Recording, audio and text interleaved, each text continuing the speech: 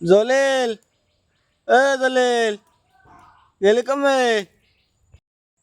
ও মা মই এখানে সময়ের লাগ খেলাই। সুমাইয়া, সুমাই রে, কি কোন চাচি?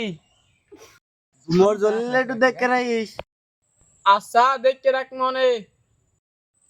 জলিল জলিল ওইটাই গুরু বাবুটার একটু ভাত খাওয়া। তুই মোরে ভালোবাসো না, মই গুড়াগার ভাত খাইতে পারবো না। ভালোবাস মনে তুই আগে গেদুরে খাওয়াই ল।